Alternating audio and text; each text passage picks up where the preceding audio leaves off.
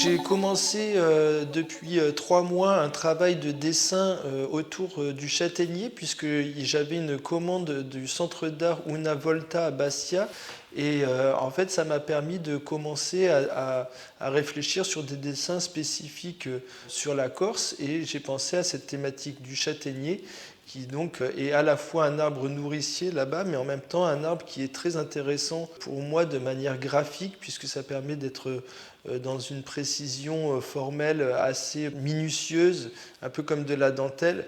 Et puis en faisant ce travail de dessin, j'ai voulu aussi développer un travail plus de sculpture, plus de bas-relief, qui va dialoguer avec ces dessins très fouillés, comme ça, très fins, faits au Rotring 01, qui sont donc des sculptures découpées dans des plaques d'aluminium et qui reprennent des motifs végétaux typiques corses. Il y aura aussi un travail de gravure en fait assez inédit qui est de la gravure au laser sur des plaques d'aluminium récupérées et qui seront gravées au Fab Lab de Malakoff juste à côté de l'atelier, et puis qui seront placés dans un bain d'acide, ce qui permettra en fait d'avoir vraiment le dessin creusé dans la matière. Et l'ensemble fera comme un paysage de forêt magique qui sera installé donc, dans ce centre d'art de Bastia. Super, d'accord, très bien.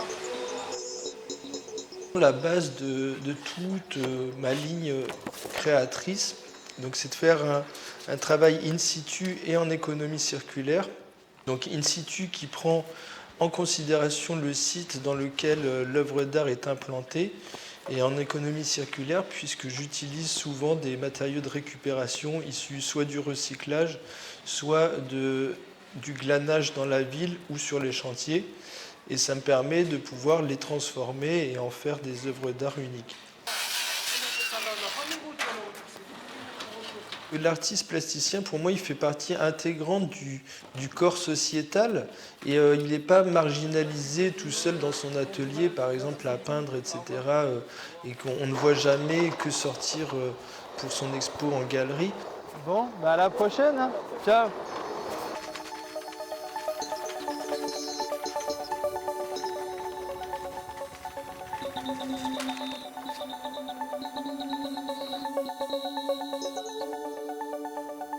Je fonctionne par un système de ricochet, c'est-à-dire que chaque idée va nourrir l'autre et du coup se développer comme ça, comme un répertoire de formes. Et j'aime beaucoup ce travail-là de pouvoir pas être figé dans un médium, mais au contraire d'avoir un petit peu plein voilà, de pistes différentes engagées.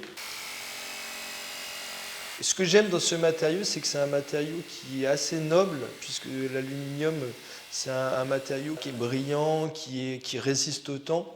Il ne rouille pas, il ne s'oxyde pas. C'est pour ça qu'il est utilisé pour les façades, pour éviter l'oxydation, mais qui est aussi malléable et qui est facilement travaillable. Comme l'aluminium, c'est réfléchissant, du coup ça joue aussi avec la lumière.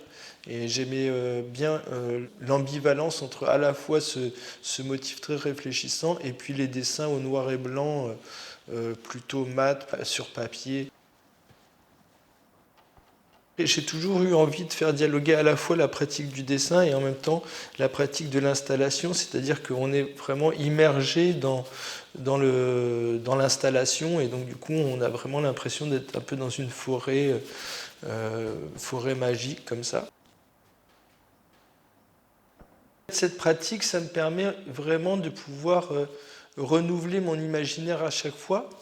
Et les œuvres seront jamais les mêmes, que ce soit pour cet exemple en Corse, mais ça peut être au Québec ou à Lille ou à Roubaix, et ce sera totalement différent puisqu'il y aura à chaque fois des matériaux, des matières et des choses à récupérer qui seront complètement diverses et variées, puisque souvent c'est un peu comment réaliser un rêve à partir de ces objets, comment les détourner pour que ça devienne une vision un peu poétique, un peu décalée du monde. Et à travers vraiment cette action artistique, ça permet voilà, d'avoir une implantation poétique, plus curieuse aussi dans le monde.